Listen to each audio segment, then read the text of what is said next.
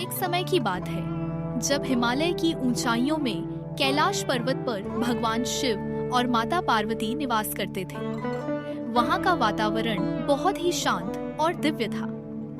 माता पार्वती अपने पति भगवान शिव के साथ सुख शांति से रह रही थी। एक दिन माता पार्वती ने सोचा कि क्यों ना एक प्यारे से पुत्र का निर्माण किया जाए। उन्होंने अपने शरीर से हल्दी का लेप लिया और उससे एक सुंदर बालक का निर्माण किया। उसका रूप अत्यंत मोहक था, गोल मटोल गाल, चमकीली आंखें और मासूम चेहरा। जब माता पार्वती ने उसे देखा तो उनके दिल में उस पर गर्व हुआ। उन्होंने उसे जीवन देने का निर्णय लिया। अपनी दिव्य शक्तियों से उन्होंने उस मिट्टी के बालक को जीवित कर दिया। जैसे ही वह जीवित हुआ, उसने अपनी माँ को प्रणाम किया। माता पार्वती ने उसे गले लगाते हुए कहा, पुत्र, तुम्हारा नाम गणेश होगा। तुम मेरे रक्षक हो। मैं स्नान करने जा रही हूँ। तुम इस द्वार पर खड़े रहो और किसी को भी अंदर आने मत देना। गणेश ने सिर हिलाकर हामी भरी और गर्व से दरवाजे पर खड़ा हो गया। कुछ समय बाद भगवान शिव तपस्या समाप्त करके वहां लौटे।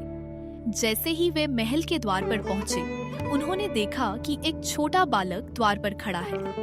भगवान शिव ने कहा, बालक, मुझे अंदर जाने दो। मैं शिव हूँ, इस महल का स्वामी। गणेश ने दृढ़ता से उत्तर दिया, मुझे आपकी पहचान नहीं है।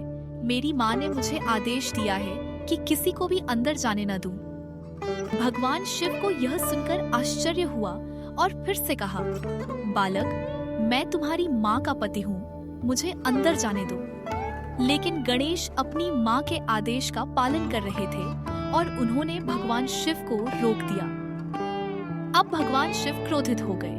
उनका गुस्सा आसमान तक पहुंच गया और उन्होंने अपने त्रिशूल से गणेश पर प्रहार कर दिया। त्रिशूल के प्रहार से गणेश का सिर कटकर जमीन पर गिर गया। महल के अंदर माता पार्वती को कुछ अनहोनी का आभास हुआ। जब वह बाहर आईं, तो उन्होंने देखा कि उनका प्रिय पुत्र मृत अवस्था में पड़ा है। यह दृश्य देखकर माता पार्वती का हृदय चूर चूर हो गया। उन्होंने भगवान शिव से कहा, आपने मेरे पुत्र की हत्या कर दी। क्या आप नहीं जानते थे कि वह मेरा रक्षक था? यदि आप उसे जीवन वापस नहीं देंगे, तो मैं इस संसार को छोड़ दूंगी। भगवान शिव ने माता पार्वती को शांत करने का प्रयास किया और वचन दिया कि वह गणेश को पुनः जीवित करेंगे। भगवान शिव ने अपने सेवकों को आदेश दिया कि वे उत्तर दिशा की ओर जाएं और वहां सोए हुए किसी प्राणी का सिर लेकर आए। सेवकों ने तुरंत आदेश का पालन किया और थोड़ी देर बाद वे एक हाथी का सिर लेकर लौटे। भगवान शिव ने अपने दिव्य शक्तियों का उपयोग करके उस हाथी के सिर को गणेश के शरीर से जोड़ दिया।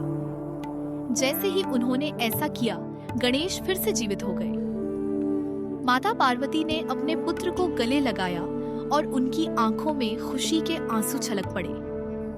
भगवान शिव ने गणेश को आशीर्वाद देते हुए कहा, पुत्र गणेश, आज से तुम सभी बाधाओं को दूर करने वाले विघ्नहर्ता कहलाओगे।